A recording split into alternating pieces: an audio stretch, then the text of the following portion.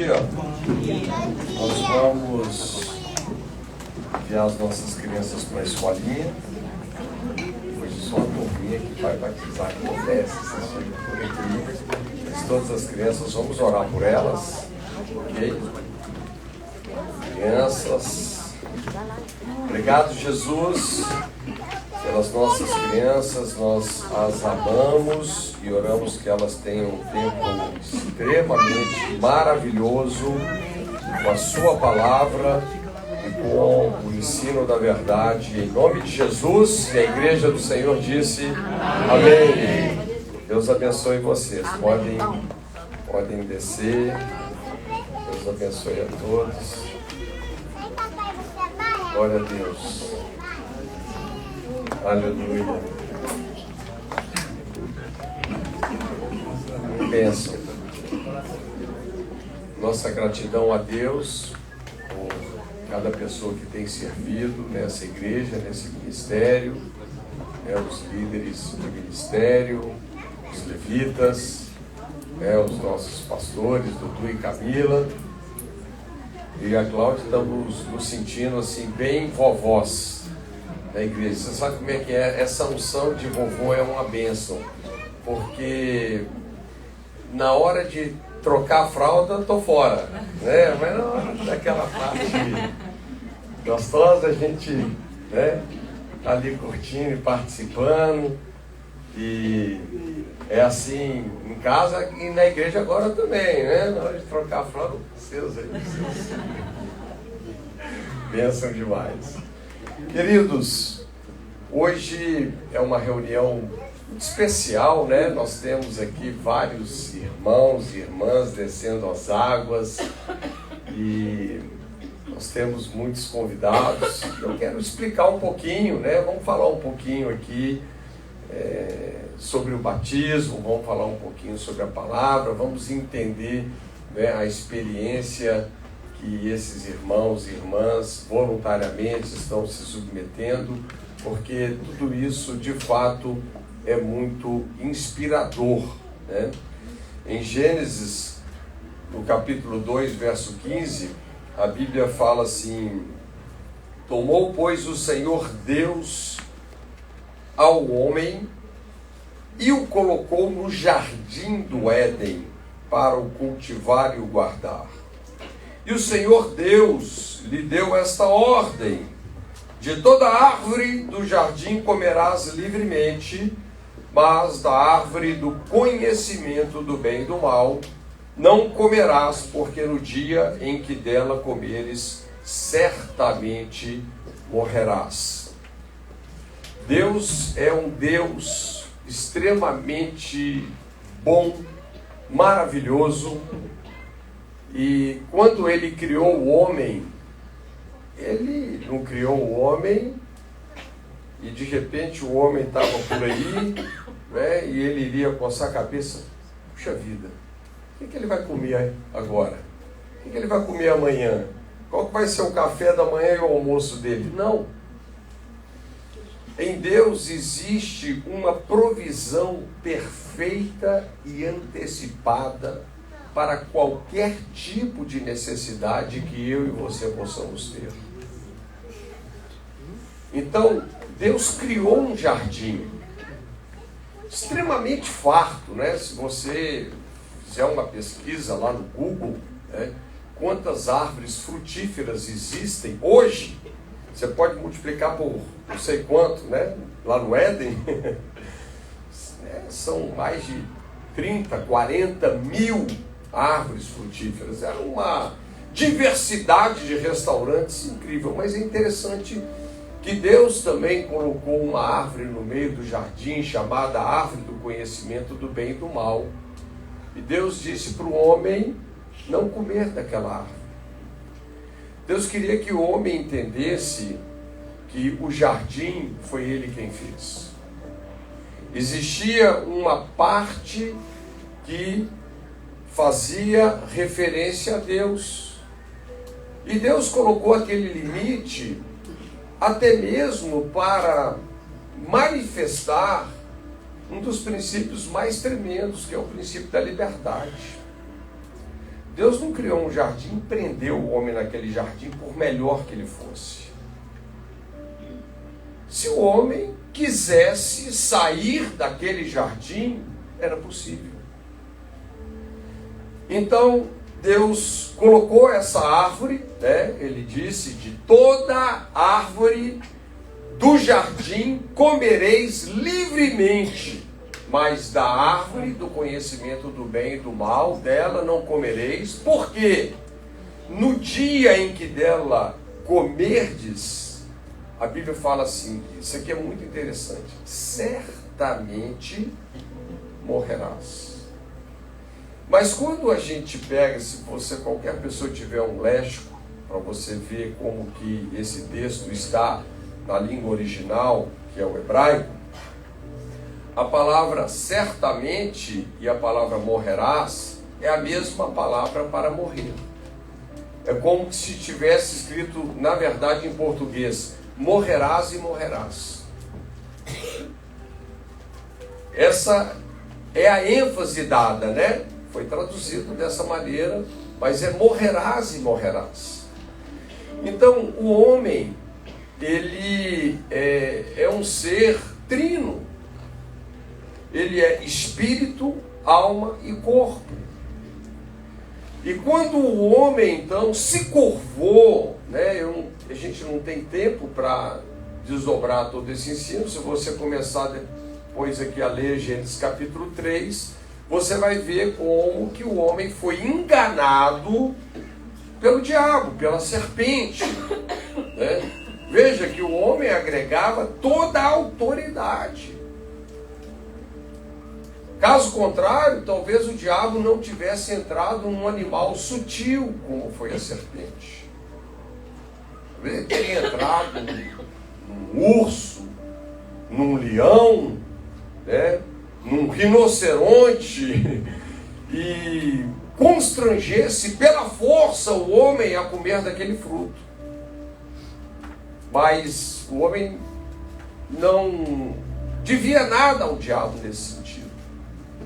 Toda a autoridade estava com o homem. Foi necessário ele ser o quê? Enganado, né? E a gente vê a sutileza da serpente que levanta, né, uma dúvida. É assim que Deus disse? De toda a árvore do jardim comerás? É assim que Deus diz? Então é interessante, né, dando aquela ideia como se Deus estivesse privando o homem de alguma coisa. Como se ele não fosse realmente bom ou generoso, né? E depois ele ainda diz, não, você pode comer aqui. Não tem problema não. Ou seja, você pode deliberadamente quebrar os princípios de Deus, que isso não vai ter nenhum tipo de consequência. Não é errado. A verdade é que o homem, quando ele se curvou ao engano e à mentira do diabo, e entenda isso, tudo que o diabo faz na vida de uma pessoa, ele só faz porque ele tem o consentimento e a cooperação dessa pessoa. E foi isso que o homem concedeu à serpente lá no jardim. E como a palavra de Deus foi endereçada a ele, ele morreu, né? Na verdade, como nós falamos, certamente morrerás, morrerás e morrerás. Primeiro ele morreu espiritualmente. Mais de 900 anos depois, ele morreu fisicamente. É interessante como que os homens viviam tanto naquela época, né? Eu tenho a minha teoria. Sabe por que eles viviam tanto? Eles não sabiam morrer. Eles não acreditavam na morte. O homem foi feito para viver para sempre. Não é? Mas o fato é que o homem morreu espiritualmente. E quando Deus desce aqui até o jardim, né, ele procura pelo homem e ele não acha. Veja bem, né, nós temos uma pergunta aqui interessante, né? onde Deus pergunta a Adão: onde você está? Naturalmente, a questão aqui é que não é que Deus não sabia onde geograficamente o homem estava, mas pelo fato do homem ter morrido espiritualmente, algo rompeu, sabe, entre Deus e o homem. Aquela comunhão que era livre, ela foi o quê? Quebrada. E o homem, então, ele literalmente, ele se esconde de Deus. Ele abre o coração. Me escondi porque eu estava com medo. Você sabe que o medo é uma reação de uma pessoa que não se sente mais amada. Porque o perfeito amor, ele lança fora todo o medo. Então, o homem passou a viver todos esses desdobramentos, né? Porque é interessante, você sabe que Deus nunca colocou o dedo na cara de Adão e falou que ele tinha feito de errado. Não existe isso aqui na Bíblia. Deus faz uma pergunta para ele, né? Porque ele disse que estava nu e se escondeu, ele teve medo, ele teve vergonha, e Deus perguntou para ele: quem é que te mostrou que você estava nu? E é interessante que não foi Deus quem mostrou que o homem estava nu, né? Quem deu ao homem esse tipo de conhecimento? E claramente a gente vê que quem deu ao homem esse tipo de conhecimento foi a árvore do conhecimento do bem e do mal, né? Que ela é um tipo de lei. Quando o homem morreu espiritualmente, quando a vida de Deus saiu dele, ele morreu espiritualmente, o que é que restou dentro do homem? Um dispositivo de segurança chamado lei. E qual é o papel da lei? Definir o que é pecado e condenar implacavelmente o pecador. É por isso que com a morte vieram todos os desdobramentos dela, com a morte espiritual. Veio a culpa, veio a vergonha, veio a depressão, veio a escassez, veio os problemas de relacionamento, vieram todas as confusões. Isso é um desdobramento. E por que é importante a gente entender, né, desde o início, que a morte entrou nesse planeta, e é fácil a gente ter consciência que nós vivemos num mundo caído, num mundo complicado, né? Num mundo onde é até difícil explicar muitas coisas que acontecem. Mas com certeza, né, como a Cláudia estava dizendo aqui, uma das coisas mais importantes é quando as pessoas aprendem a assumir responsabilidade sobre a vida delas. Porque quando Deus começa a fazer algumas poucas perguntas para esse homem, o cara já não conseguia responder sem se justificar. Não, sabe o que é? Foi a mulher que você me deu, né? E a mulher: não, foi a serpente. É interessante que quando nós queremos justificar os nossos fracassos, os nossos problemas, né, atribuindo a culpa a qualquer outra pessoa, isso não tem solução, isso não é saudável. Sabe por quê?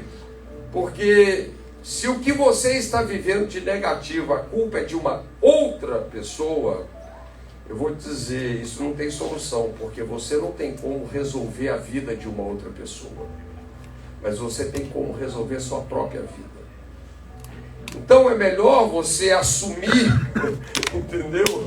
A sua responsabilidade, porque como ela disse, você hoje, pelo Evangelho, você tem o poder de tornar o seu dia bom. Não é? Por isso que um dos uma mentalidade onde as pessoas ficam agarradas na vida, é a mentalidade vitimista. Isso definitivamente não é nada saudável. E nós percebemos então, que o homem ele começa a querer a consertar a sua própria vida usando os seus próprios recursos. Assim que o homem sente aquela vergonha, o que ele faz? Ele quer fazer um avental, Ele pega uma folha lá de figueira, sei lá de quê, e ele tenta cobrir a sua nudez. Mas desde então já foi necessário, ali foi feito o primeiro sacrifício, e Deus mesmo veste a nudez daquele homem com a pele de animais. Ou seja, qual é a mensagem? Era necessário agora a vida de alguém inocente para cobrir aquilo que o homem tinha feito. E isso aponta para esse aspecto redentivo. E essa oferta que já foi feita desde ali do Éden, e nós vamos acompanhando isso dentro da história bíblica, aponta então para o único sacrifício perfeito e eterno que pode devolver ao homem perfeitamente ao plano original de Deus. E essa oferta é a oferta que o Senhor Jesus fez por mim e por você, morrendo naquela cruz. A Bíblia diz que ele foi dependurado naquela cruz, dependurado entre os céus e a terra, como um sinal de vergonha. Verdadeiramente ele tomou sobre si as nossas dores, as nossas doenças, os nossos pecados, as nossas mazelas. O castigo que nos traz a paz estava sobre ele, pelas suas pisaduras nós fomos sarados. E a Bíblia diz que ele então nos abriu um novo e vivo caminho para voltarmos ao Pai, nos tornando então participantes novamente da natureza divina. Ou seja, o que o sacrifício de Jesus fez, ele está nos devolvendo aquilo que o homem perdeu no jardim. O que é que o homem perdeu no jardim? A vida de Deus, o sopro de Deus, o Espírito Santo. Por isso que aqui em Gênesis capítulo 3, o homem morre espiritualmente, E se você pega a história do homem, desde o primeiro Adão até que Jesus viesse, e cumprisse o que é o Evangelho, porque o Evangelho é a morte, o sepultamento e a ressurreição de Jesus. E assim que Jesus ressuscita dos mortos, então o que ele faz? João capítulo 20, ele sopra o Espírito Santo sobre os seus discípulos, e ali a igreja nasce. Ali começa-se uma nova história, que explica o que é o batismo, todas essas coisas. Mas o que nós precisamos entender, que quando a Bíblia usa a palavra morte, muitas pessoas pensam que a morte é deixar de existir. Não é isso. A palavra morte significa separação. E a Bíblia ensina sobre 3 tipos de morte. A primeira morte é a morte espiritual. Pessoas, quando elas estão espiritualmente mortas, elas estão andando de cima para baixo, de baixo para cima, mas elas não possuem a vida de Deus. Efésios capítulo 2, verso 1, Pessoas que estão mortas nos seus pecados e delitos, espiritualmente mortos. O segundo tipo de morte que a Bíblia ensina é a morte física. É quando o seu espírito e a sua alma separam do corpo. Tiago diz que como a fé sem obras é morta, o corpo sem o espírito é morto. É um outro tipo de morte. E a Bíblia também ensina sobre um terceiro tipo de morte, né, que é uma morte eterna. Pessoas que morrem fisicamente, estando numa condição de morte espiritual, existe uma morte eterna, né? Eu poderia citar vários textos, mas é interessante, lendo uma escritura sobre o batismo, né, para a gente chegar lá, ele fala: pelo que, deixando os rudimentos da doutrina de Cristo, prossigamos até a perfeição, não lançando de novo o fundamento do arrependimento de obras mortas e de fé em Deus, da doutrina dos batismos, da imposição de mãos, da ressurreição dos mortos e do juízo eterno. Então, o juízo eterno é uma das doutrinas fundamentais do cristianismo, básicas, uma doutrina básica, né? Eu estou falando sobre tudo que nós estamos conversando, nós estamos passando por vários princípios desses, né? Por exemplo, quando nós falamos aqui de arrependimento de obras mortas, né? O que é arrependimento de obras mortas? É quando nós queremos acessar a justiça de Deus por aquilo que nós fazemos, né? Essa foi a folhinha de figueira lá do homem, sabe? E impossível, isso aqui não funciona, né?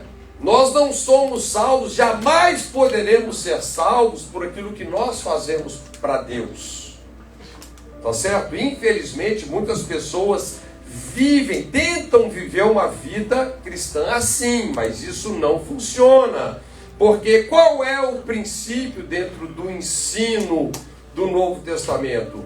Que eu e você somos salvos como? Pela graça, mediante a fé. Isso não vem de vós, é um dom, é um presente de Deus, não vem das obras, para que ninguém se glorie. Não é verdade? E aí a Bíblia fala, né, que nós somos feitura sua, criados em Cristo Jesus, para então andarmos em boas obras que Ele, Jesus, preparou de antemão para que nelas andássemos, que são as obras da fé. Então, nós percebemos o que é o arrependimento de obras mortas, né? Nós precisamos de entender que só existe uma obra que nos salva, a obra consumada de Jesus. O que Ele fez por mim e por você, morrendo pelos nossos pecados e ressuscitando para a nossa justificação. Por isso que a fé tem esse poder. Tudo que você crê, você se torna. Como também tudo que você adora, você se torna. Tá certo? Então, é algo incrível, não é? Quando nós entendemos a obra perfeita, a obra consumada de Jesus. E quando nós cremos em Jesus, tudo que Ele fez por nós vem para as nossas vidas, né? Funciona dessa maneira. O que é a doutrina dos batismos? É exatamente a gente entender isso. Mas nós precisamos dessa perspectiva que como o primeiro Adão, né, dentro do conceito da palavra morte, ele ficou o quê? Separado de Deus, porque morte é separação. Lembra que qual foi o fim da história ali do jardim? O homem foi expulso do jardim e colocaram o quê? 2 querubins com espada. Sabe, muita gente não entende isso. Muita gente às vezes vê a figura de um querubim e acha bonitinho. Sabe o que é aquilo ali? Passa aqui que a cabeça vai rolar. Entendeu? Era um anjo para matar, como o anjo que cercou Balaão. Muita gente acha bonitinho quando vê. Você sabe que a figura do templo em toda a antiga aliança, né? Como nós somos um ser tripartido, o templo também havia o átrio, o lugar santo e o santo dos santos.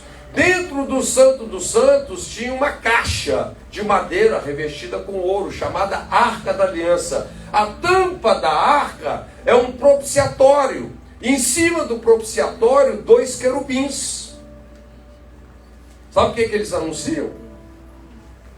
Qualquer pessoa desautorizada que entrar ali não saía vivo. Mas isso acabou na Nova Aliança. Jesus, pelo seu sangue, nos abriu um novo e vivo caminho para o seu Pai. Sabe? Por isso que nós precisamos entender que quando nós cremos em Jesus, a Bíblia está falando sobre arrependimento de obras mortas. Não é por aquilo que eu faço para Deus, mas responder ao que Ele fez por mim, crendo nele. E quando eu creio nele, a Bíblia diz que ele veio para os seus não o receberam, mas todos quantos o receberam, deu-lhes o poder, o direito, de serem feitos filhos e filhas de Deus, a saber, aqueles que creem no seu nome.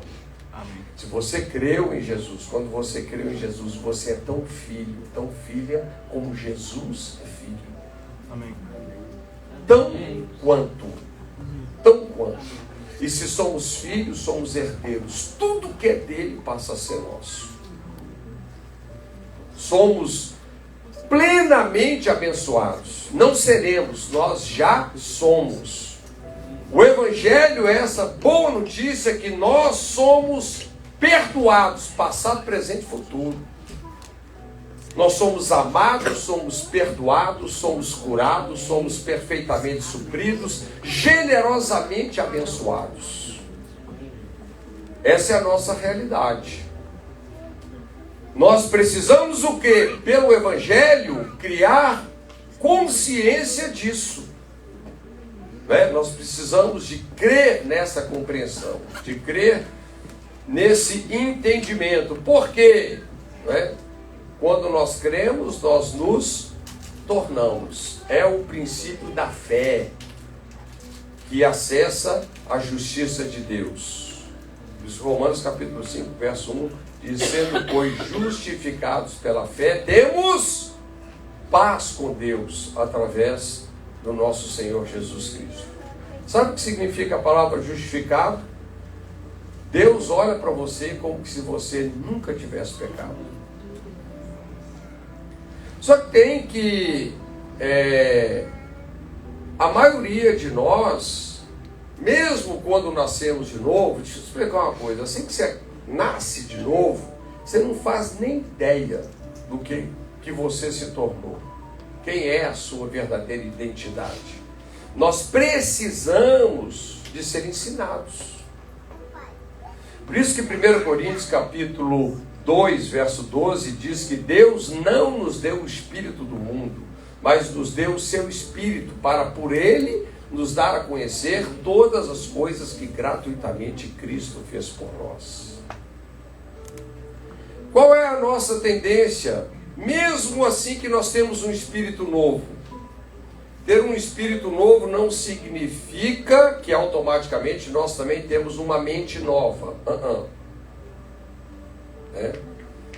Então, nós precisamos de um processo chamado renovação da mente. E talvez uma das coisas e uma das figuras mais poderosas do batismo é essa. Principalmente para nos libertar do que a Bíblia chama de uma má consciência, que é uma consciência de pecado. Porque o que é o batismo? O batismo nas águas é uma figura do primeiro tipo de batismo que existe na Bíblia, que é o batismo em Cristo, no corpo. É interessante porque às vezes as pessoas misturam algumas coisas. Por exemplo, Romanos 6 diz: que diremos, pois permaneceremos no pecado para que a graça aumente? De modo nenhum. Nós que estamos mortos para o pecado, como viveremos ainda nele?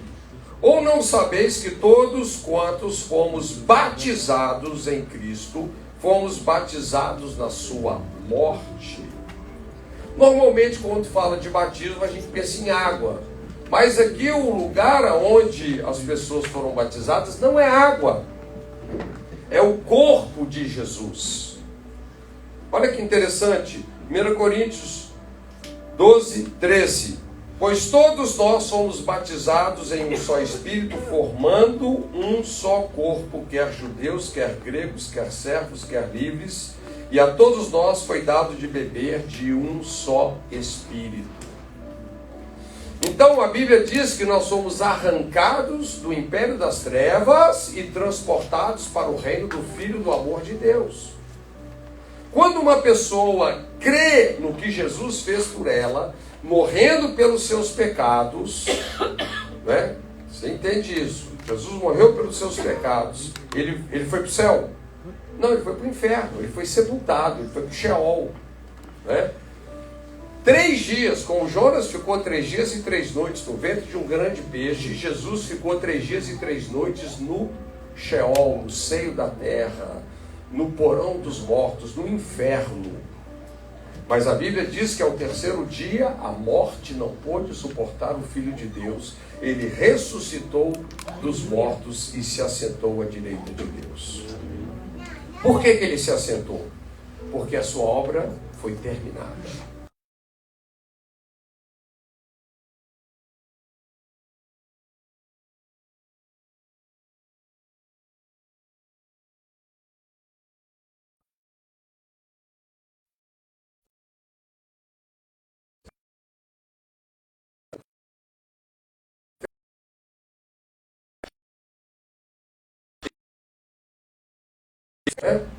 Então, para nós entendermos o batismo nas águas, nós temos que primeiro entender o batismo no corpo. Agora, como nós ainda estamos aqui nesse corpito elegante que Deus te deu, né? Muitas vezes as pessoas não conseguem, puxa vida, eu faço parte de um corpo, né? É tão verdade que você faz parte do corpo de Cristo, como é verdade que Cristo habita no seu coração pela fé. Você é templo do Espírito Santo. Como é que nós absorvemos essas experiências espirituais? A única maneira de você entender as coisas espirituais, presta atenção, é pela Bíblia. Jesus disse, né, as palavras que eu vos tenho dito, elas são espírito e elas são vida. O mundo espiritual, ele não é tangível para nós, a não ser pela palavra de Deus. Ok? É fácil você saber o que é o seu corpo, olha no espelho que você vai ver, que é o seu corpo.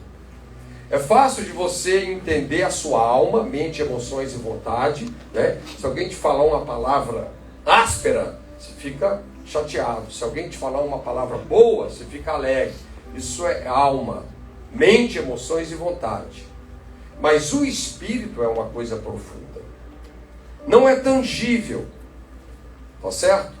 Por isso que é interessante, né? Uma curiosidade, você nunca, falando do seu corpo, você nunca viu o seu rosto, sabia? Você só viu o seu rosto por reflexo. Você precisa ou não de um espelho para ver o seu rosto? E da mesma forma, você só pode se ver no Espírito, Tiago capítulo 1, olhando no espelho da palavra. Não tem outra maneira. Então, como é que você sabe que Cristo está no seu coração? Pela fé. Como que a fé funciona? Ela vem pelo ouvir e ouvir pela palavra de Cristo. Ok? Como é que você sabe que você está no corpo de Jesus? Pela palavra, pela fé. É o mesmo princípio. E essa é a boa notícia. Você não vai para o céu, você já está no céu. Essa é a sua realidade espiritual. Isso é tão forte que Paulo fala que nós já estamos assentados com Cristo nos celestes. É lá que nós estamos. Só tem que ter uma série de coisas que você já é no seu espírito. O seu espírito é perfeito, mas que você ainda não entendeu com a sua alma. Mas, porque você não entendeu, não quer dizer que você não seja. E no Espírito, essa é a sua realidade. Todas as coisas se fizeram novas. Você é uma nova criação. Então, quando nós vamos entender o batismo no corpo, nós entendemos isso pela cruz. Tudo que aconteceu com Jesus, aconteceu com você que creu nele. Quando você creu em Jesus, não alguns, mas todos os seus pecados foram perdoados. Todos. Mas melhor do que isso, o que produzia pecado em você, que era essa natureza espiritual de morte que você herdou do primeiro Adão, ela foi para a cruz com Jesus. Romanos capítulo 6, verso 4. Seu velho homem foi crucificado. Isso é um fato. Você não precisa ficar querendo lutar contra o pecado. As pessoas que não entendem e não creem, elas ficam tentando se esforçar para se comportar certo. Deixa eu explicar. Nunca coloque o esforço de se comportar melhor na frente. Sempre, primeiro, mude a sua forma de pensar e acreditar. Você vai ver que o comportamento, ele é automático. É por isso que entender o Evangelho é poderoso. Né? Então, quando nós... É o que ele está dizendo aqui. Olha aqui, ó. Nós que estamos mortos para o pecado, como veremos ainda nele? Ou não sabeis que todos quantos fomos batizados, a palavra é para dentro de Jesus, fomos batizados da sua morte. É a nossa união. Enquanto o pecado fez a separação, o Evangelho agora restaura a nossa união com Jesus. Nós somos para dentro dele. E tudo o que aconteceu com Jesus, aconteceu com uma pessoa que creu nele. Ok? Então, seus pecados foram perdoados, seu velho homem, essa natureza espiritual de morte, foi para a cruz, o que produzia pecado, e ela foi substituída por um novo homem em verdadeira justiça e santidade. Então, isso é algo muito poderoso, não é? Deus nos devolveu o Espírito Santo.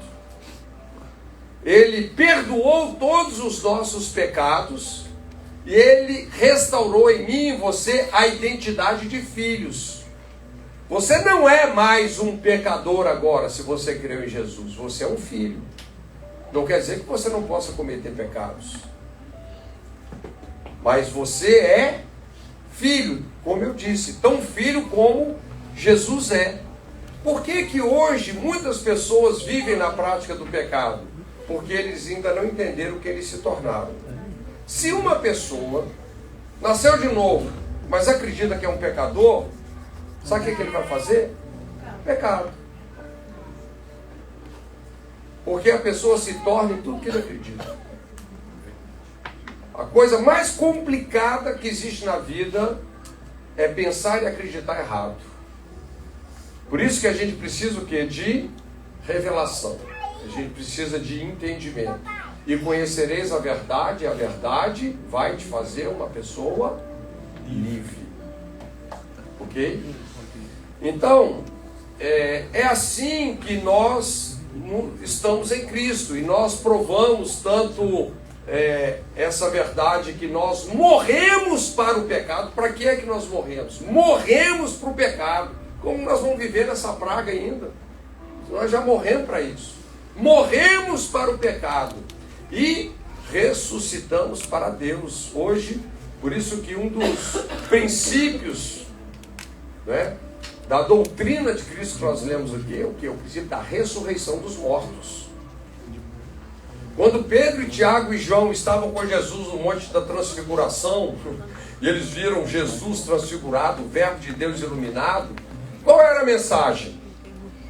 Jesus estava falando, é isso que vocês vão se tornar no Espírito. vivos espiritualmente. Porque Jesus estava revelando para eles o que? O Evangelho. Eles até então não entendiam. Eles sabiam, por causa que conviveram com Jesus, que Jesus era real e que ele de fato morreu. Mas na hora que foram contar para ele que ele tinha ressuscitado dos mortos, bloquearam. Por isso que Jesus teve que se apresentar vivo. E centenas de irmãos foram testemunhas oculares da sua ressurreição. E Jesus deu a dica para o Tomé: rapaz, é melhor você crer do que você ver. Por isso que hoje nós vivemos esse tipo de vida, não uma vida, vivemos por fé, não uma vida fundamentada nos nossos sentidos naturais. Nós não deveríamos estar falando o que nós vemos, nós deveríamos estar falando o que nós queremos ver. Porque nós chamamos pela fé a existência as coisas que não são. Deus nos deu um sexto sentido chamado fé, onde nós nos movemos pela palavra de Deus. Amém. Por isso que o batismo nas águas é um símbolo de uma experiência espiritual poderosa.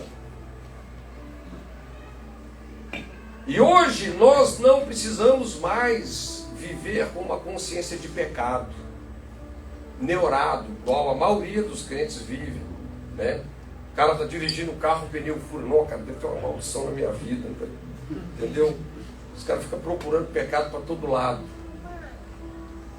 Não, hoje nós fomos chamados não para viver a vida olhando para nós mesmos, mas olhando para Jesus, o autor e o consumador da nossa fé. Amém. Não mais com uma consciência de pecado, mas com uma consciência de justiça. Porque agora você está em Cristo e Cristo está em você. Se ele viveu como homem e provou que ele viveu uma vida sem pecado, como é que Jesus provou que viveu uma vida sem pecado? Porque ele ressuscitou dos mortos. A ressurreição é a maior evidência que ele cumpriu todas as demandas, todas as exigências do princípio de Deus. E se ele hoje vive em você, deixa ele fluir. Por isso que a vida cristã não é só uma vida transformada, é uma vida trocada. Não vivo mais eu, mas Cristo vive em mim. A vida que eu vivo nesse corpo que Adão me deu, eu a vivo em plena fé no Filho de Deus que me amou e morreu por mim. Amém. E aí, quando nós vivemos essa experiência e nós temos consciência que Ele está em nós e que nós estamos nele, para o que é que nós morremos? Ele não só nos perdoou de todos os pecados, como nós morremos para o pecado. Não se trata mais de se esforçar, se trata de uma consciência, de você reconhecer e acreditar. Está feito. Não é?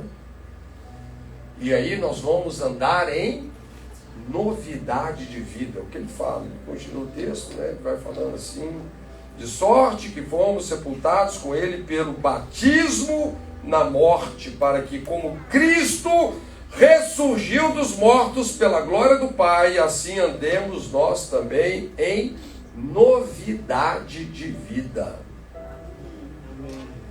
Que coisa maravilhosa. E por que o batismo, então, nas águas, ele é tão importante? Porque ele é um memorial. A Nova Aliança tem dois memoriais importantes: a ceia e o batismo nas águas, né? Então, o batismo nas águas é, vamos dizer, é uma compreensão, né, da nossa comunhão. É exatamente para isso que ele aponta.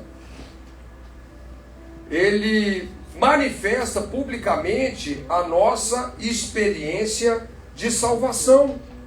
Não é verdade? Então, o batismo nas águas é um símbolo de comunhão. Nós agora pertencemos ao corpo de Jesus, né? Então, nós devemos entender a importância da gente preservar, não é, a unidade do Espírito, porque nós fazemos parte de um corpo, né?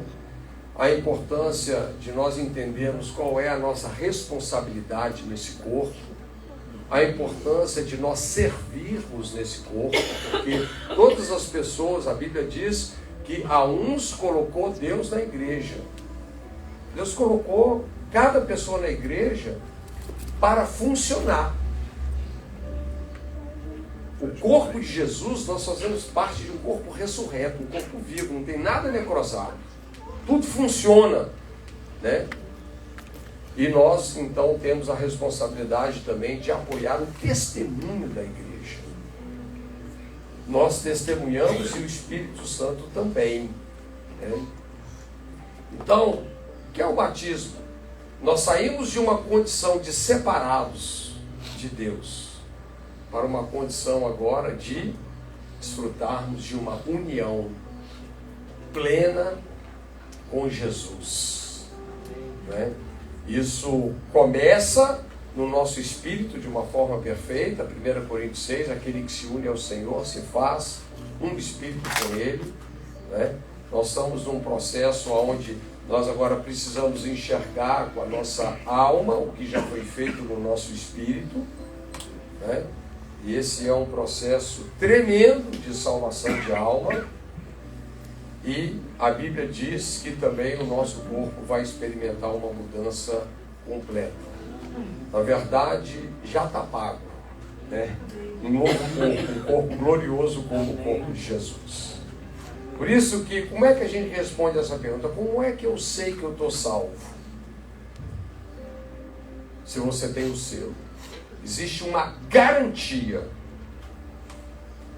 E essa garantia é quando nós recebemos o Espírito Santo. Não é verdade? E o Espírito Santo dá testemunho no nosso coração que nós somos filhos de Deus, né? Pedro, ele fala aqui, Atos 2,38, e disse-lhes Pedro: arrependei-vos e cada um de vós seja batizado em nome de Jesus Cristo para perdão dos pecados e recebereis o dom do Espírito Santo.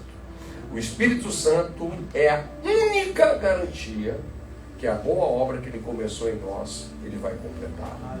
Amém. Espírito, alma e corpo, uma salvação. Amém. Pode dar um aplauso a Jesus.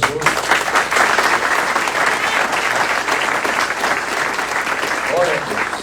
Então nós vamos tomar ceia, né? Queremos convidar vocês para participarem dessa festa conosco, né? E queremos que você, como é que uma pessoa, quem não deveria tomar a ceia? Uma pessoa que não entende o que é a ceia. Não é porque isso, se ele tomar, vai ter uma maldição na vida dele, não tem isso não, né? É porque você só tem o benefício daquilo que você entende. Se uma pessoa participa da ceia apenas ritualmente, religiosamente, isso não vai mudar a realidade dela. Mas quando você entende, né, os benefícios da morte, sepultamento e ressurreição, quando você crê em Jesus, o que Ele fez por você, sabe, isso manifesta de uma forma poderosa o perdão, a cura, né? A libertação, está tudo à nossa disposição, à disposição daqueles que creem. Então, tenha liberdade de participar conosco. Quem sabe você está aqui, nunca voluntariamente entregou sua vida a Jesus, faça isso, né? A gente não precisa balizar isso aqui numa formalidade, onde você repete uma oração, não. Deus está lendo o seu coração, né? Sempre que o Evangelho é pregado, ele vai com uma carga poderosa de fé. E se você sentiu que a fé chegou aí, pega isso, pula para dentro, né? Deixa o Espírito Santo transportar você para esse corpo de vida, que é o corpo de Jesus. E louvado seja Deus. Esses preciosos irmãos que vão batizar hoje, Ele me salvou, Ele me libertou. Louvado seja Deus.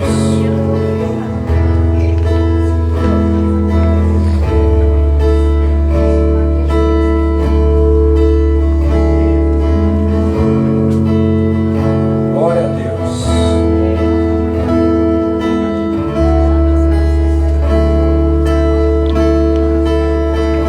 Obrigado, Jesus. Nós amamos a sua presença.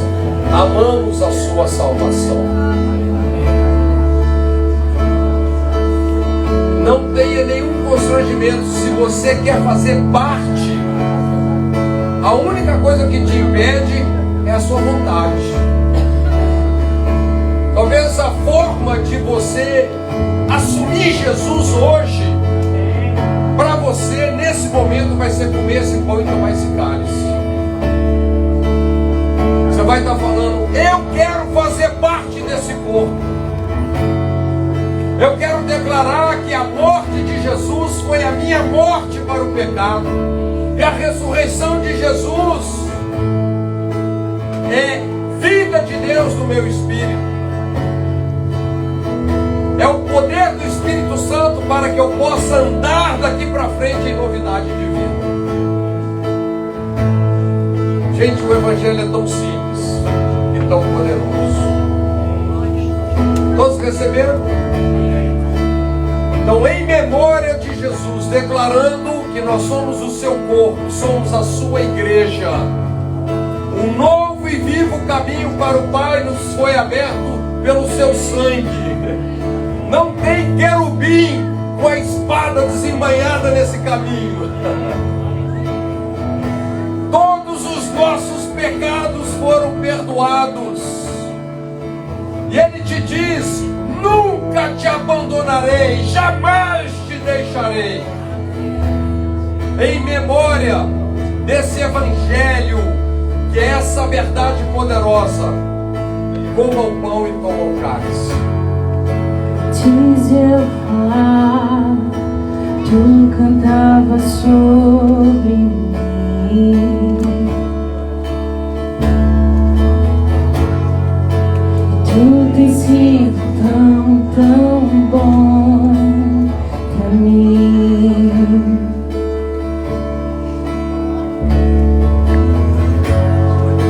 Antes de eu respirar, sopraste tua vida em mim. Tu